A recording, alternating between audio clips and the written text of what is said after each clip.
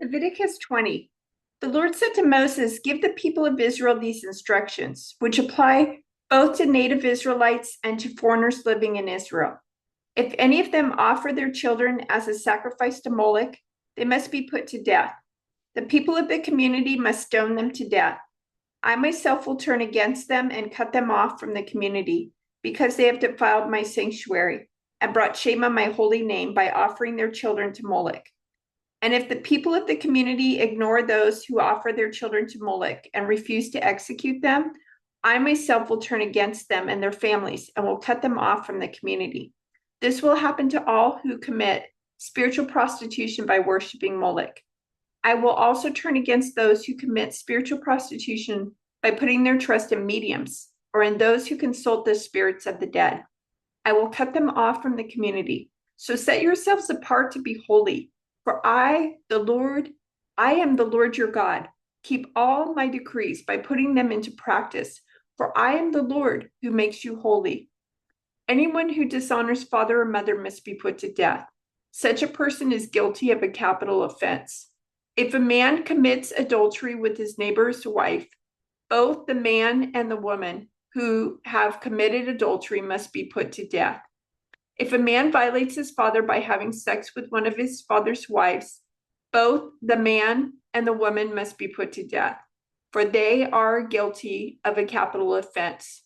If a man has sex with his daughter-in-law, both are put to death. They have committed a perverse act and are guilty of a capital offense.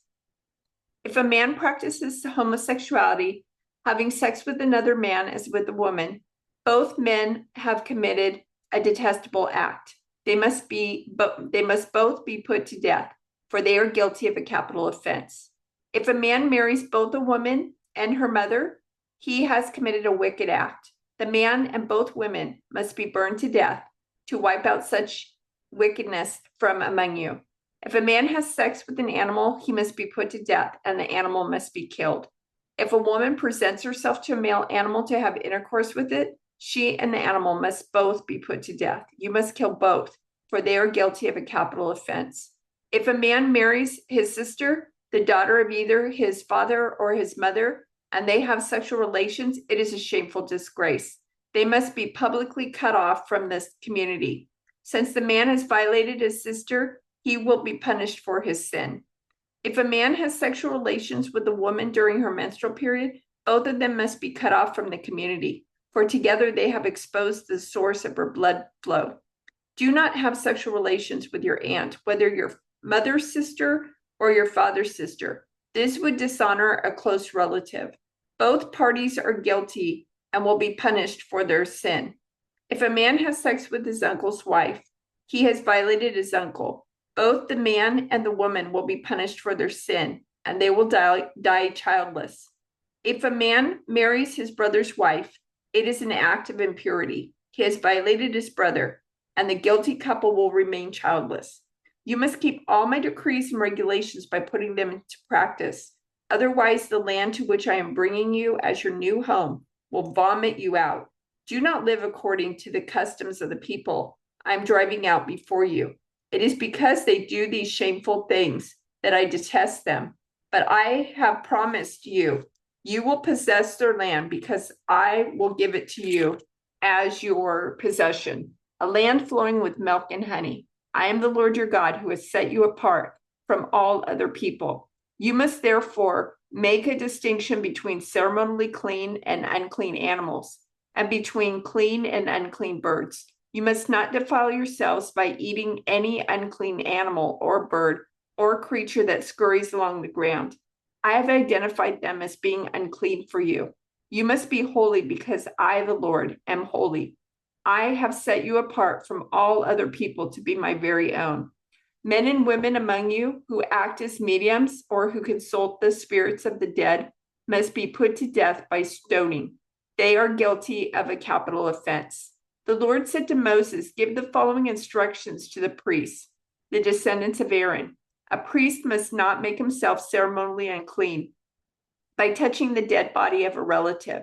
The only exceptions are his closest relatives, his mother or father, son or daughter, brother or his virgin sister who depends on him because she has no husband.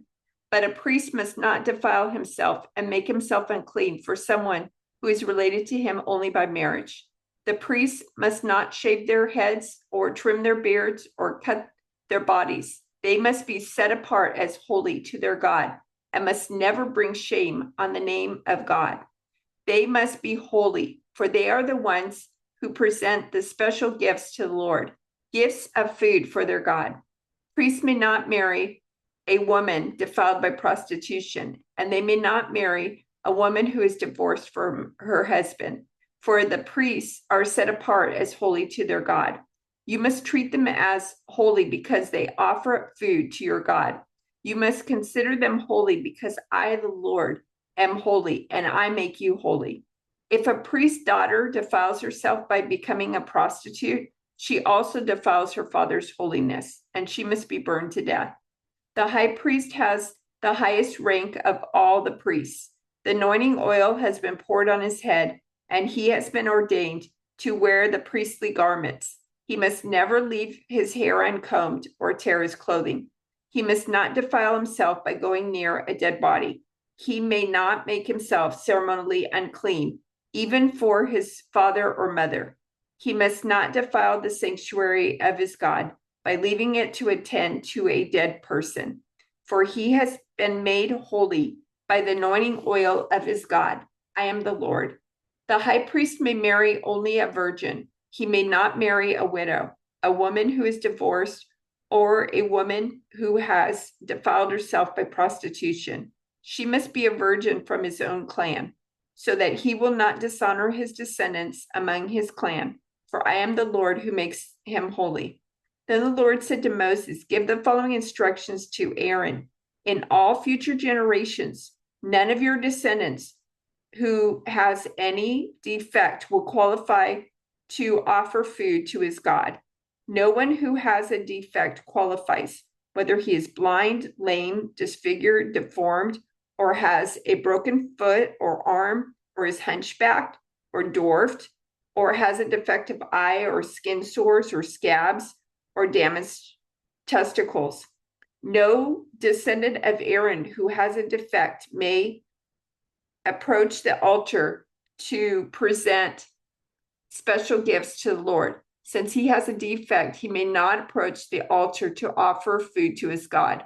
However, he may eat from the food offered to God, including the holy offerings and the most holy offerings.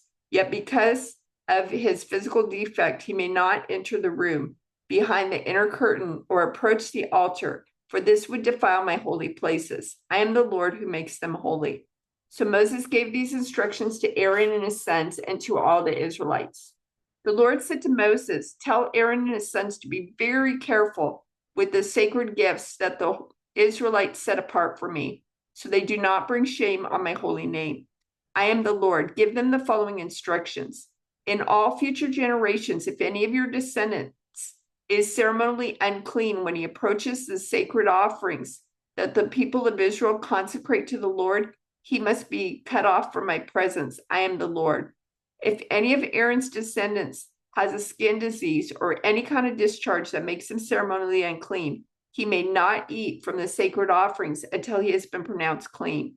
He also becomes unclean by touching a corpse or by having an emission of semen, or by touching a small animal that is unclean, or by touching someone who is ceremonially unclean for any reason. The man who is defiled in any of these ways will remain unclean until evening. He may not eat from the sacred offerings until he has bathed himself in water.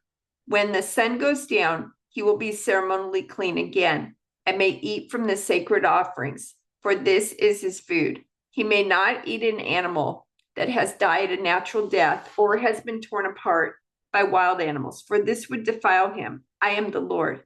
The priests must follow my instructions carefully, otherwise they will be punished for their sin and will die for violating my instructions. I am the Lord who makes them holy. No one outside a priest's family may eat the sacred offerings. Even guests and hired workers in a priest's home are not allowed to eat them. However, if the priest buys a slave for himself, the slave may eat from the sacred offerings. And if his slaves have children, they also may share his food. If a priest's daughter marries someone outside the priestly family, she may no longer eat the sacred offerings. But if she becomes a widow or is divorced and has no children to support her, and she returns to live in her father's home as in her youth, she may eat her father's food again. Otherwise, no one outside a priest's family may eat the sacred offerings.